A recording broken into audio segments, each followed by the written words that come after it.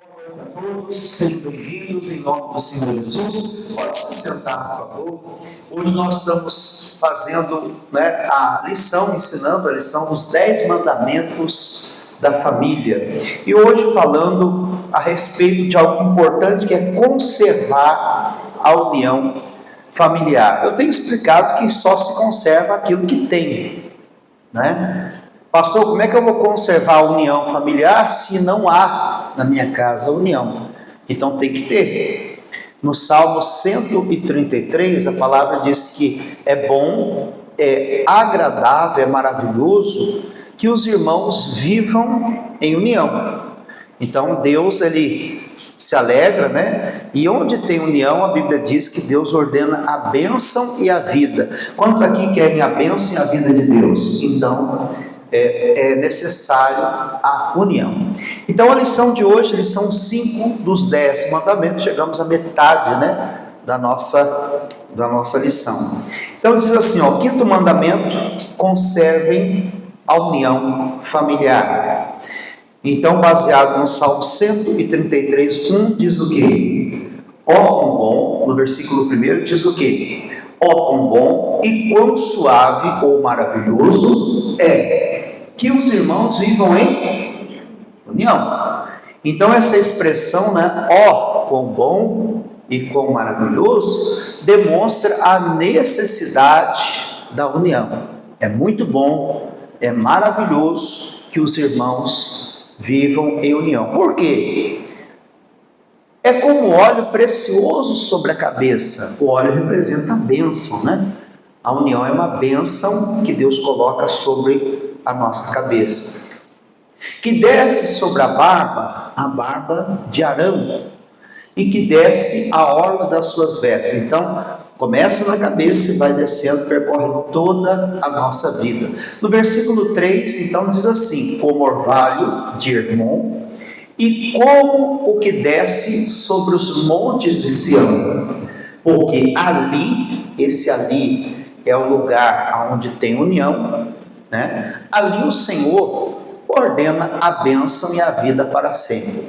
Do contrário, onde não tem união, não tem bênção, não tem vida, não tem óleo, não tem unção, então é necessário, é bom. Então começa aqui dizendo: o individualismo tem se tornado uma realidade cada vez mais presente.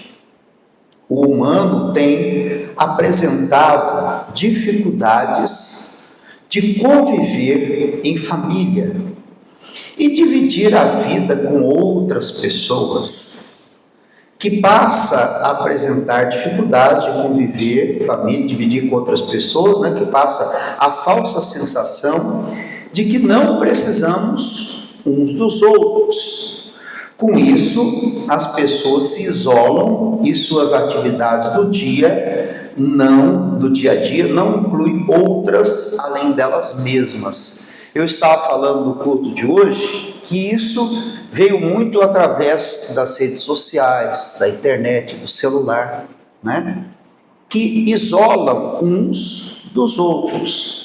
Eu até pedi para o pastor João colocar a imagem, depois, se puder colocar também na rede social, sobre um livro, que se chama A Experiência da Mesa, do autor ou autora Dave Titus, acho que é autor, homem, que fala sobre o segredo para criar relacionamentos profundos. Por que ele fala a experiência da mesa? Porque ele fala que na mesa, no jantar, no almoço, no café da manhã ou da tarde, a família está sentada à mesa. E deve-se ter à mesa,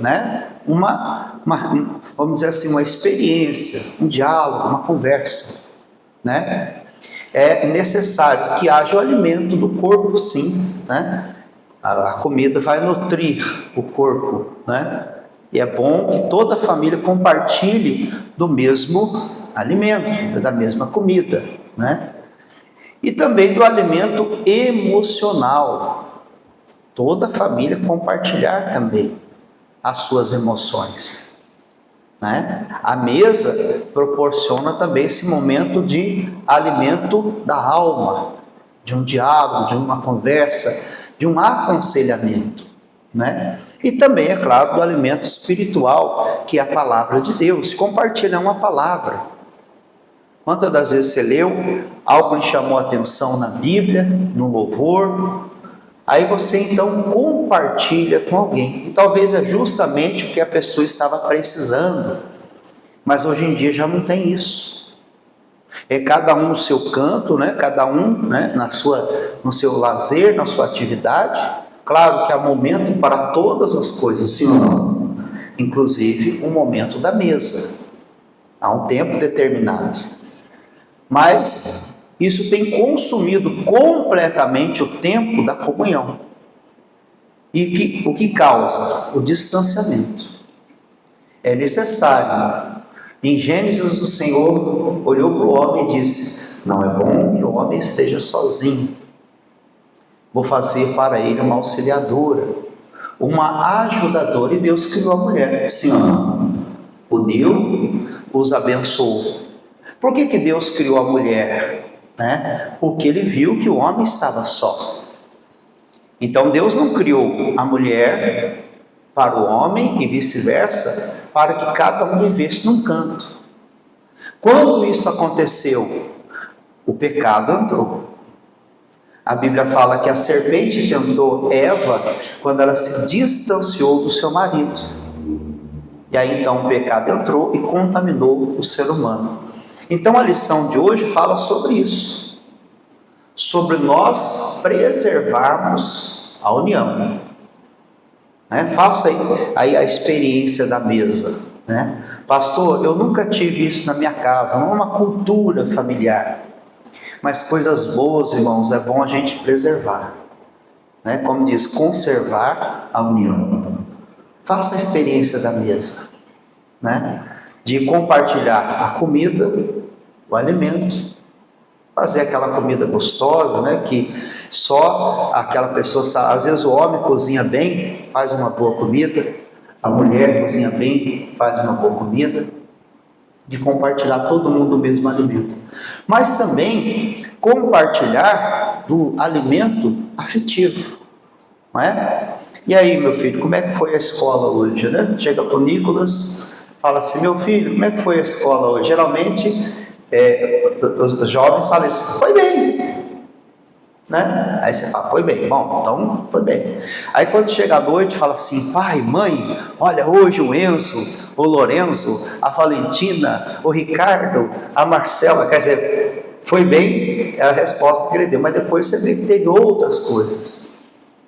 E às vezes teve um problema também. E essa é a hora de você orientar.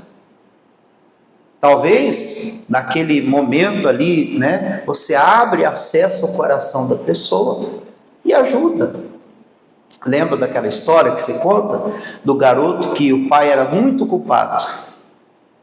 E aí o menino falou assim: pai, eu posso falar com o senhor? Aí o pai disse: não, meu filho, eu não tenho tempo. Eu não posso agora, estou trabalhando muito, estou muito ocupado. Aí depois: pai, posso falar com o senhor? Diversas vezes o filho tentou falar com o pai e não conseguia. Ele disse: meu filho, você sabe quanto é que custa 1 hora do meu dia? Papai é muito ocupado, é muito atarefado, é muito valioso o tempo, não dá para ficar perdendo tempo em conversa. Quanto que custa? Custa, sei lá, R$500. Um exemplo, né? Que tempo bom, né, pessoal? Tempo caro. Aí ele falou assim: bom, tá bom. Um dia ele juntou o dinheirinho deles, economias, pegou R$500 e falou: pai, eu tenho R$500. Eu não preciso do dia todo, não. Pode ser 1 horinha só para conversar. Tá bom, filho, vai, fala logo aí o que você quer.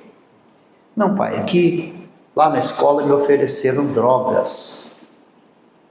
Aí eu queria saber da primeira vez, o que o senhor fala sobre isso? Se o senhor já teve a experiência, o que o senhor me diz a respeito? Olha, meu filho, não, pai, eu já não preciso mais dessa orientação.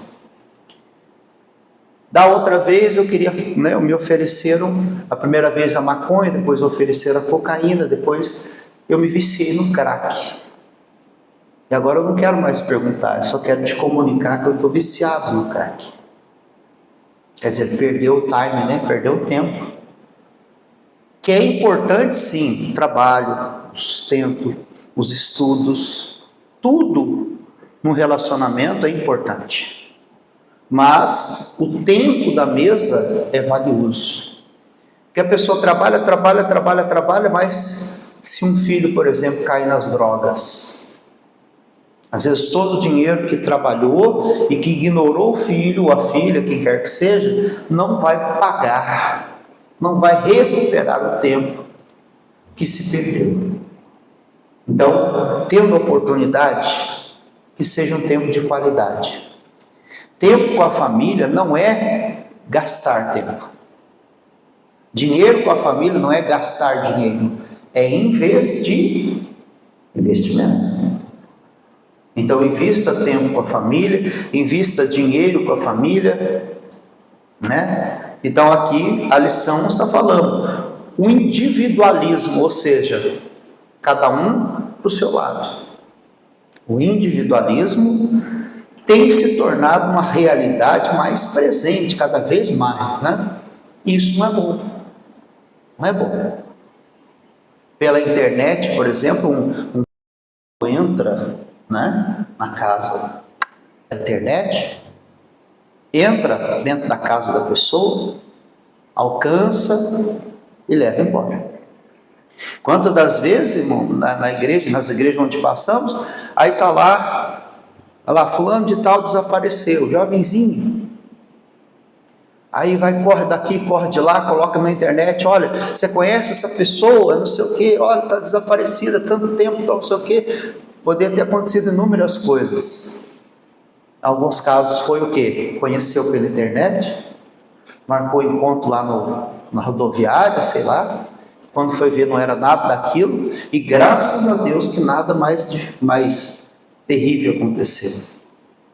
Mas tudo começou ali. Então é importante o alimento, sentar à mesa, né?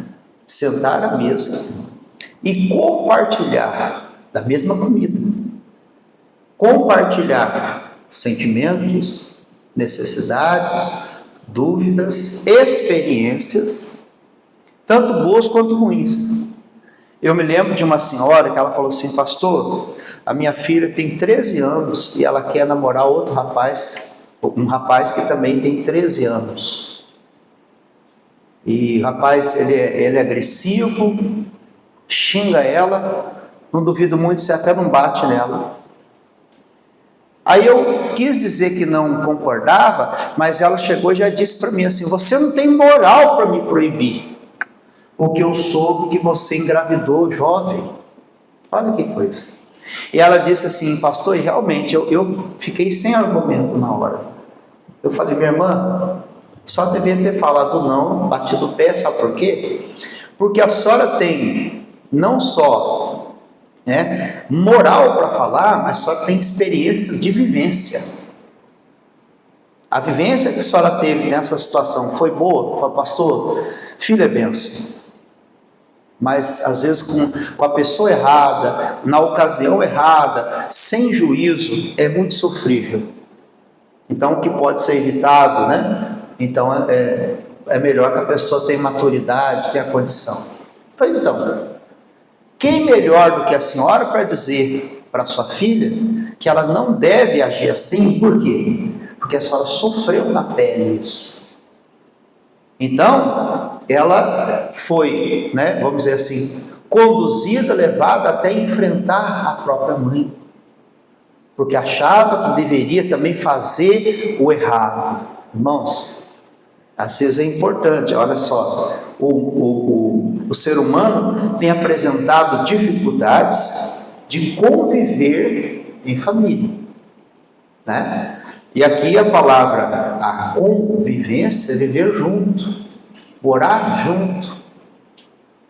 Irmão, desde o começo do casamento, do início da família, já é um desafio. Por quê? São pessoas de sexos opostos, um homem e uma mulher, só aí já tem diferença, né? Não é igual, né?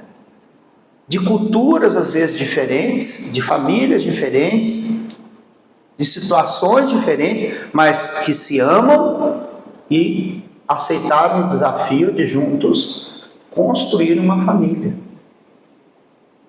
Mas já começa por aí, são pessoas com personalidades diferentes. Agora, se tem o amor de Deus, Jesus Cristo, eu falo sempre com respeito a Deus e reverência, é como se, de uma forma mais simples de explicar, é como se fosse uma cola que unisse a todos, que ligasse todo mundo. Então, por Jesus Cristo, o marido se une à mulher, a mulher ao marido, a família se une com o propósito de conviver, de viver junto em paz. Então, aqui ele está dizendo: dividir a vida com outras pessoas, que passa a falsa sensação de que não precisamos um dos outros. Com isso, as pessoas se isolam e suas atividades do dia a dia não incluem outros além delas mesmas. Segundo parágrafo aqui, nós, como igreja, precisamos ser os exemplos da unidade. Uma família representa um conjunto de pessoas. Uma igreja representa um conjunto de famílias. Olha só. Então, a família é a extensão da igreja. A família constitui um grupo de pessoas. A igreja constitui um grupo de famílias. Então, é importante. Às vezes a pessoa até sai da igreja, né? De todo lugar, todo canto tem. Eu saio da igreja porque lá tem fofoqueiro, porque lá tem mentiroso, porque lá tem isso, tem aquilo. Até o pastor Jaime, uma senhora, falou assim: pastor Jaime, eu saí da minha igreja e vim para a igreja da graça. Porque lá na minha igreja tem muito fofoqueiro, então eu saí de lá e vim para cá. Aí o pastor Jaime, brincando, né, ironicamente, ele falou assim: então tá bom, então tá na benção, aqui não tem fofoqueiro. Brincando, é claro, né, pessoal? Onde não tem? A igreja não é um lugar de pessoas que são cheias de falhas, de erros, de defeitos, até mesmo pecados, mas que estão na igreja para quê? Para ficar pior ou para ficar melhor? Melhor. Então, o fato da pessoa vir ou ir na igreja já é uma demonstração de que ela está buscando ser melhor. Não é a garantia, mas ela está buscando ser melhor. Então, a família é um conjunto de pessoas. Então, entre pessoas de idades diferentes, de sexo, né, homem e mulher, marido e esposa, criação, de instrução diferentes, pode acontecer uma divergência. Mas tudo converge em Cristo, tudo aponta para Cristo. Nós vamos ver mais à frente sobre a humildade. O que é a humildade? Nós vamos ver, olha só. Diz aqui: Deus não nos criou para vivermos sozinhos. O corpo de Cristo só pode existir se todos os membros estiverem o quê? Unidos. Então o corpo de Cristo só existe se estiver unido. É por isso que o diabo trabalha constantemente. Parece que tem aquele bichinho carpinteiro, né? De vez em quando pica um, pica outro.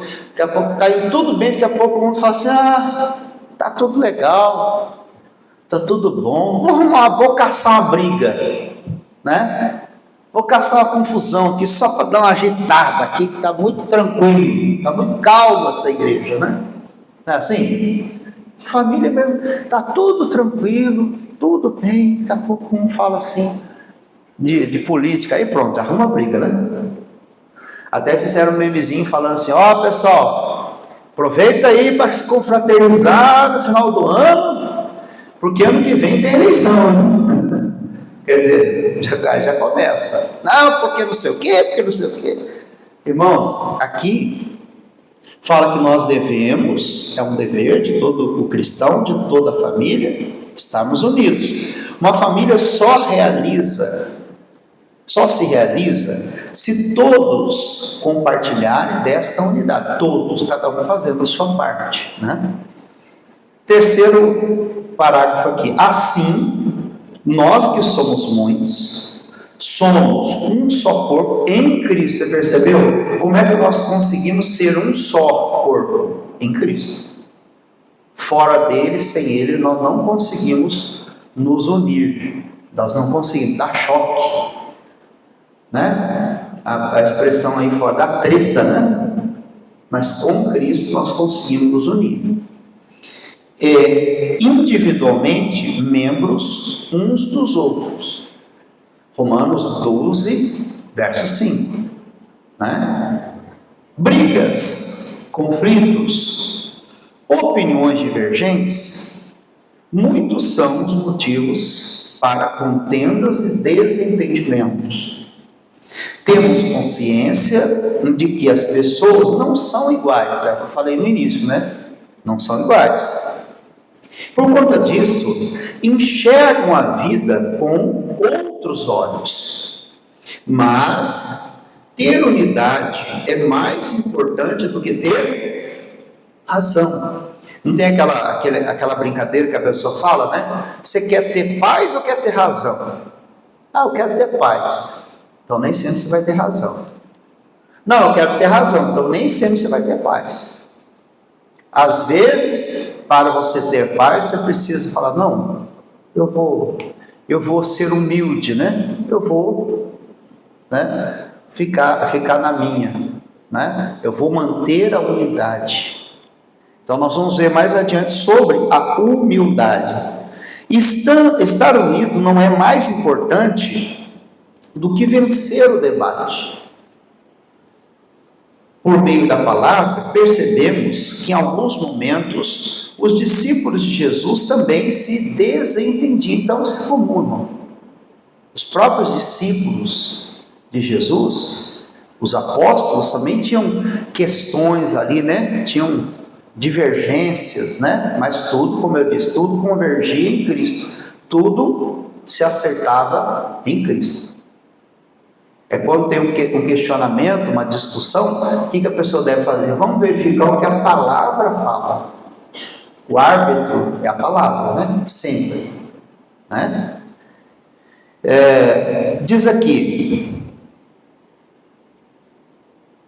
em alguns momentos os discípulos de Jesus também se desentenderam, mas apesar disso nunca se separaram. Mantiveram-se unidos nos bons e maus momentos. Começou uma discussão entre os discípulos acerca de qual deles seria maior. Lucas 9, 46. O cristão pode discutir? Deve. Vai, pastor, como assim? Deve discutir. Discussão não é você debater um assunto até chegar a um acordo. Todo cristão, todo ser humano tem que discutir, no verdadeiro sentido da palavra. Para alguns, discussão é bater boca, é ofender, é xingar, é brigar. Não, discutir é debater sobre aquilo, até chegar num acordo. E o que é acordo? Algo que é bom para ambas as partes. É bom para todo mundo.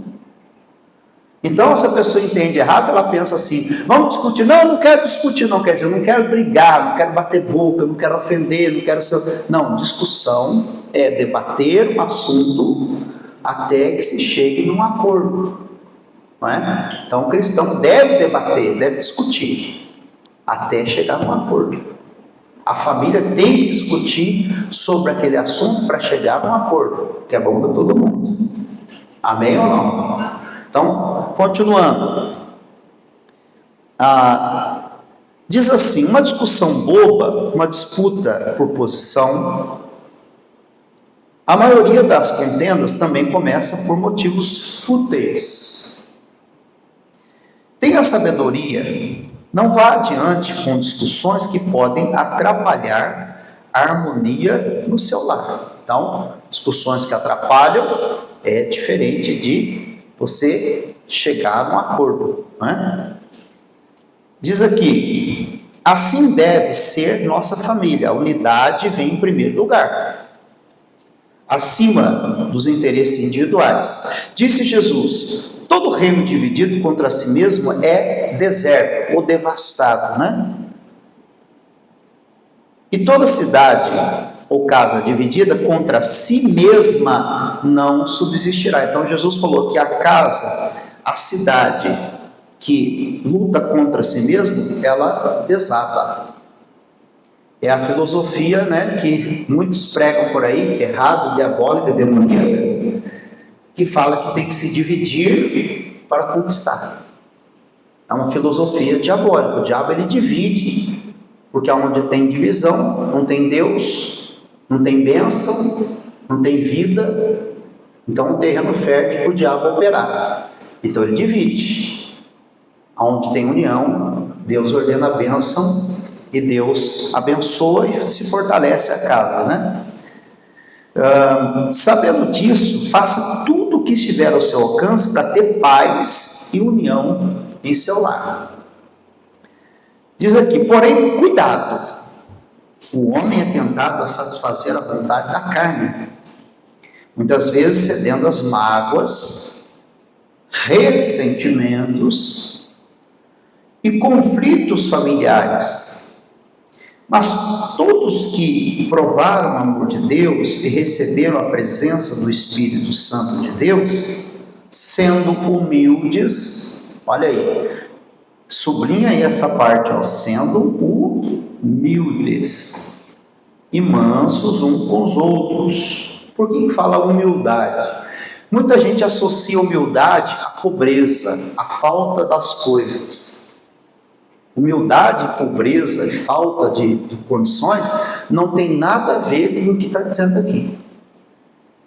Às vezes a pessoa é só humilde porque ela não tem nada, mas é só ela pisar em cima de um tijolo, pronto, ela já mostra as garrinhas, né?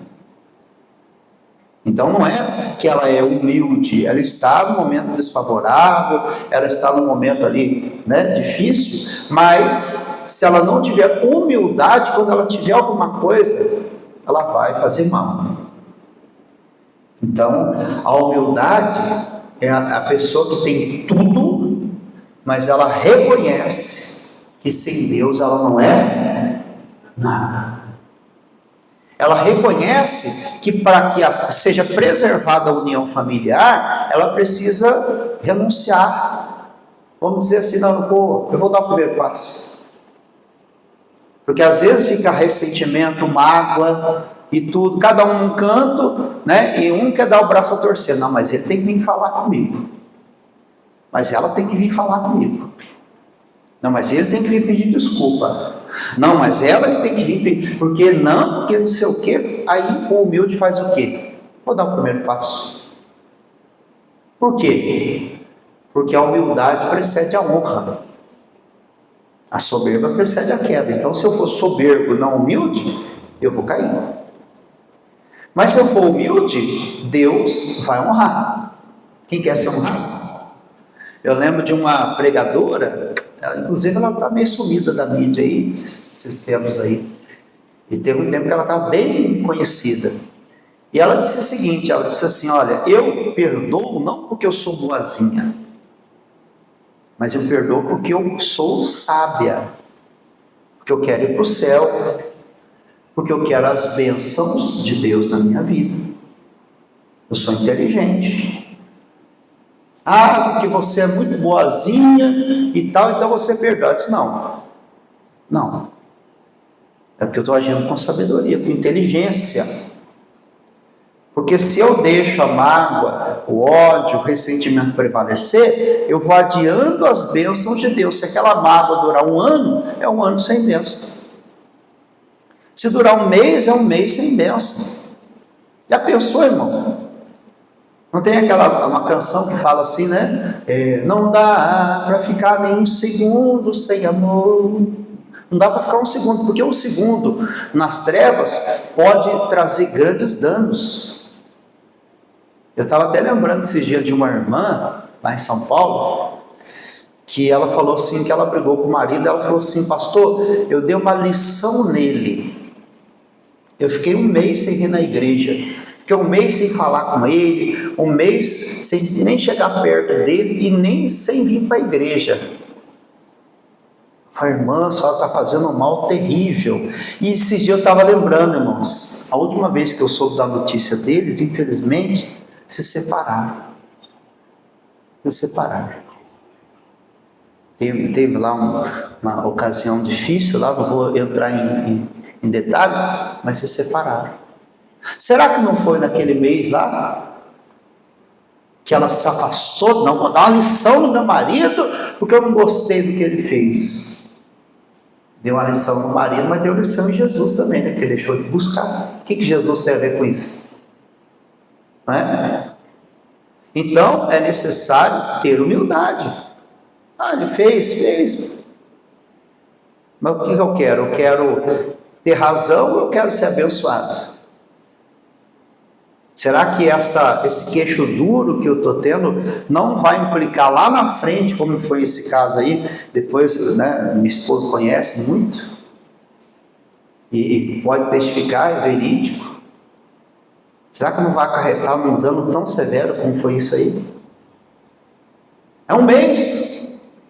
Esse mês aí deu tempo do diabo plantar algo no coração e destruiu tudo. Então a humildade não é só você ser humilde. O fulano não tem nada, ele é humilde. Não, é aquela pessoa que, se for necessário, dá o primeiro passo. O outro pode até dar aquele sorrisinho de canto e falar: tá vendo? Olha aí, ó, né? Ganhei. Quem ganha é aquele que tem humildade. A humildade precede a honra. Ou seja, antes da honra vem a humildade. Vou fazer a minha parte, vou dar o primeiro passo. Glória a Deus. E terminando, diz assim: sendo humildes, mansos uns com os outros, pois assim, só assim, poderemos nos apoiar mutuamente, um ajudar o outro, né? E revelar Cristo ao mundo através da nossa união familiar e nossa união com o Pai. João 17, 21. Para que todos sejam um, como tu, ó Pai, o és em mim e eu em ti. Próximo parágrafo diz assim: um bom exemplo de família abençoada foi o de Filipe.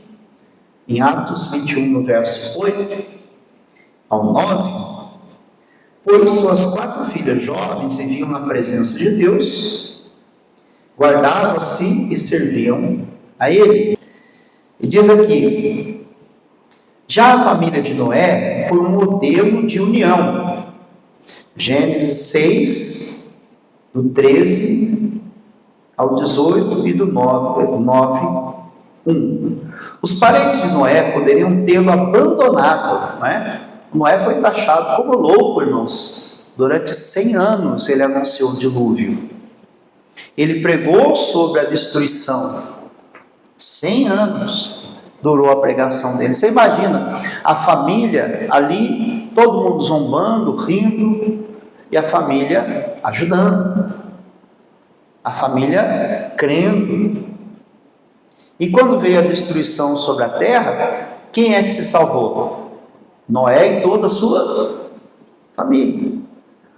Porque Noé entrou na arca que ele havia construído e junto com ele toda a família. Imagina a esposa, se tivesse: não concordo com você não, você é um doido, e eu não vou atrás de doido não, se quiser, pode ir. Ela teria morrido. Os filhos, os parentes mais próximos que estavam com eles. Mas Noé entrou na arca e ele fez com que toda a família entrasse. E os únicos que se salvaram, os animais, Noé e a sua família.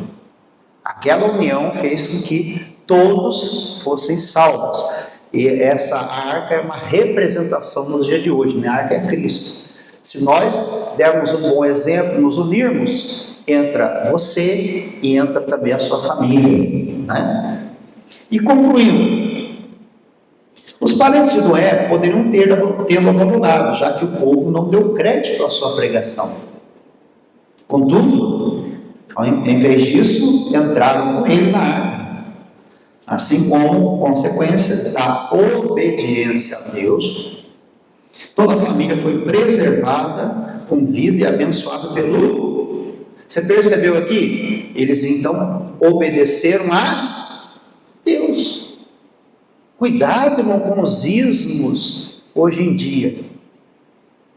O que é isso? Machismo, feminismo e outros ismos que a gente vê por aí. Por quê? Porque querem desconstruir a família bíblica. A mulher não tem que ser capacho do homem, não tem que ser nada disso, e nem o homem, né, da mulher. Mas cada um tem o seu papel social, tem o seu papel na família. Deus manda a mulher, né, honrar o marido amar a esposa e honrá-la, como Cristo amou a igreja. Manda os pais amarem os filhos e cuidarem, ensinarem, dar o exemplo. Manda os filhos obedecerem aos pais, cada um obedecendo principalmente a quem? Ao Senhor. Não vou obedecer esse coroa não. Essa coroa. Eu não dou. Ah, coroa, você não sabe o que você está falando. Né? Ah, eu não vou. Não. A Deus. Ao Senhor.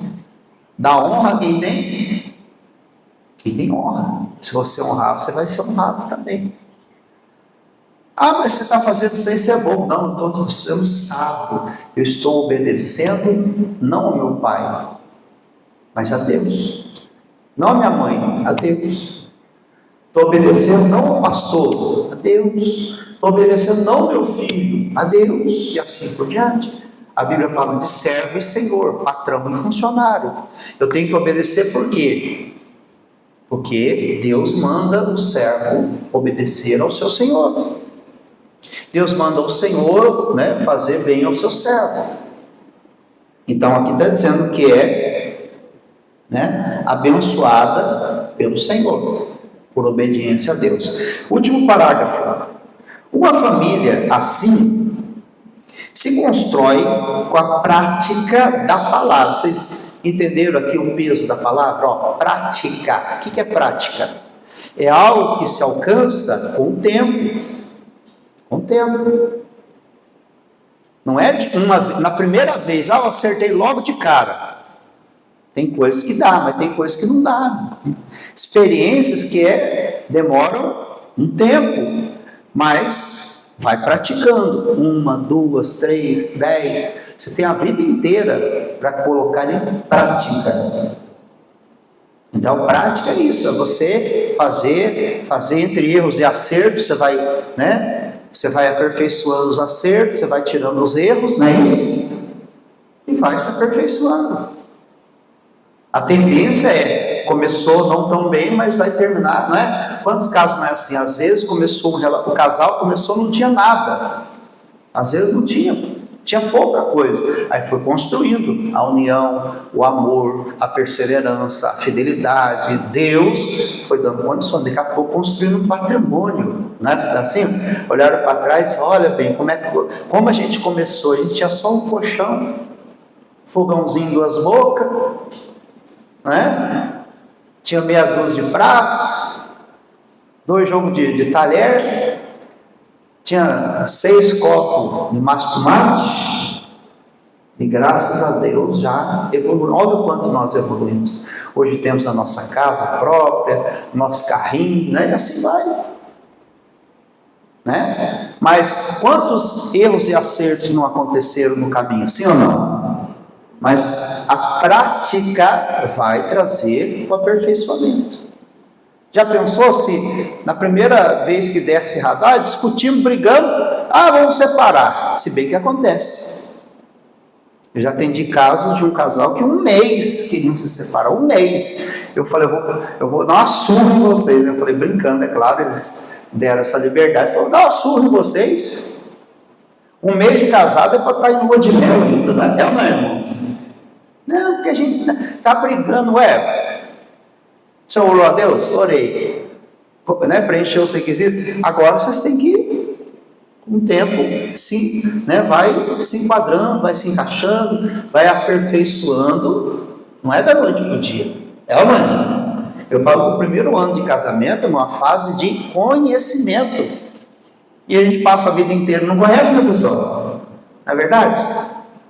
Eu lembro que até uma irmã lá em Cotia fez um artigo no jornal, ela escreveu no jornal da cidade, e aí ela colocou lá o artigo, ela colocou assim: bendito apagão.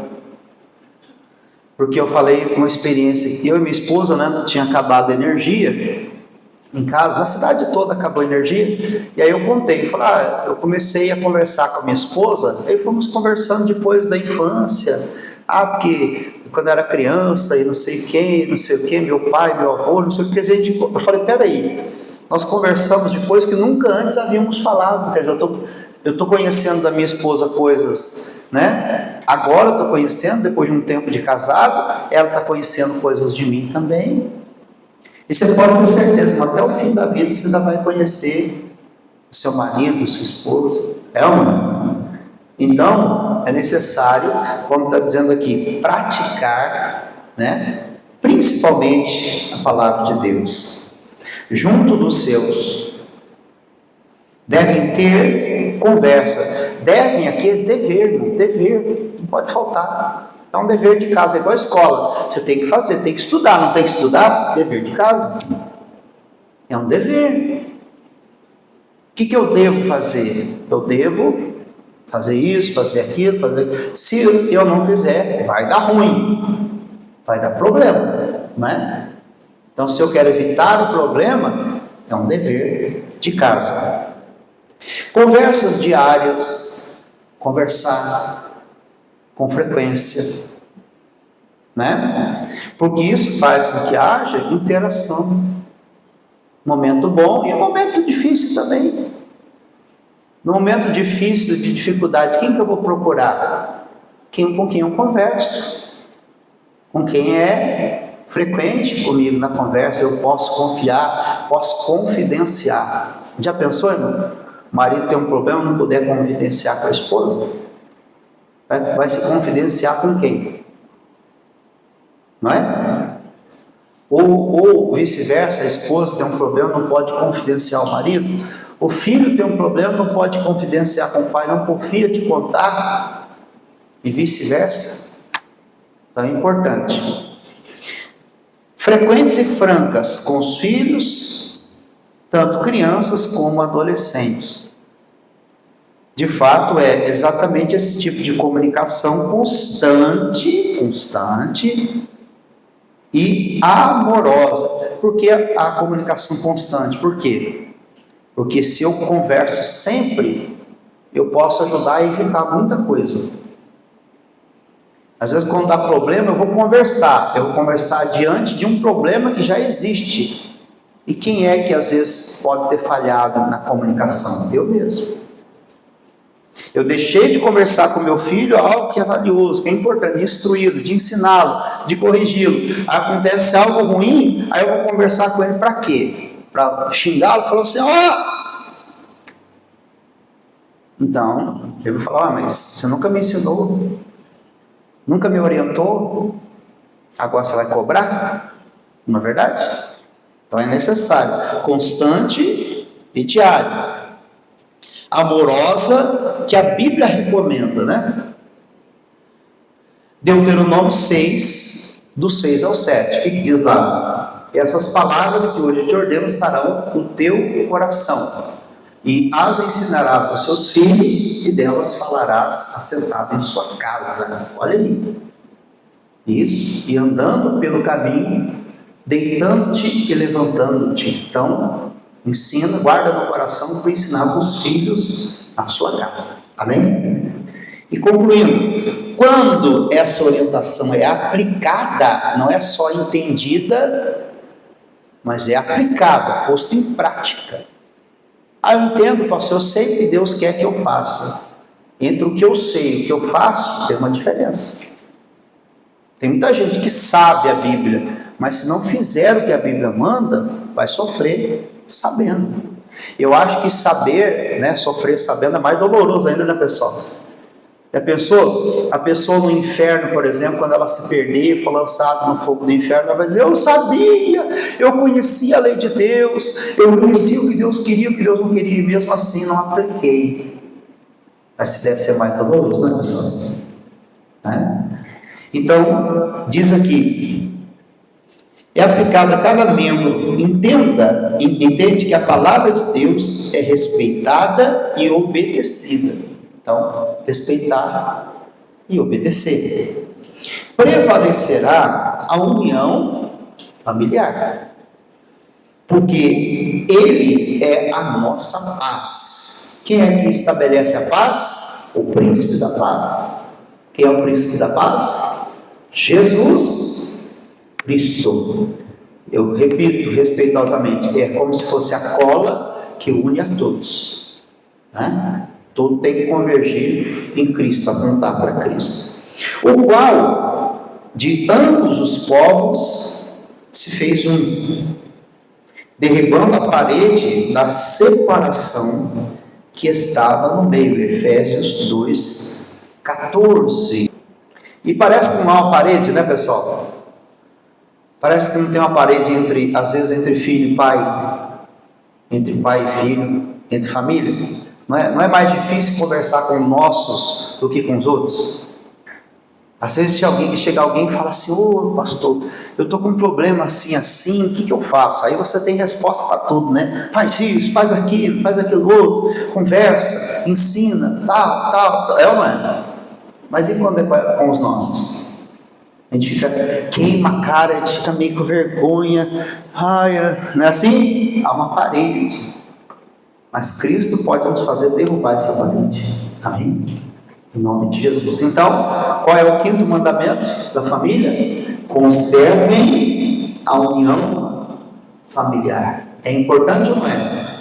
Por quê? Porque onde tem união, Deus ordena a bênção e a vida para sempre.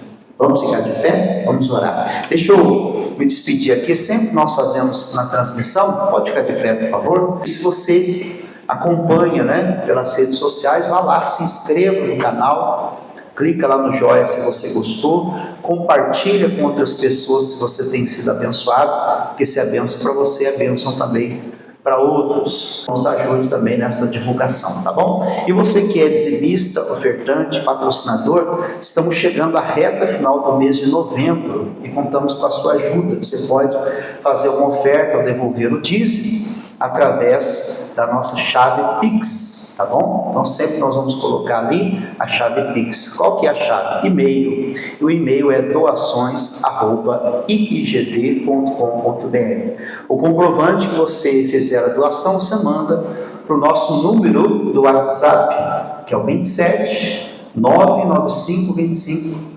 2076. Repetindo, 27 995 25 2076, tá bom? E que Deus abençoe. Vamos dar uma salva de palmas para o Senhor Jesus?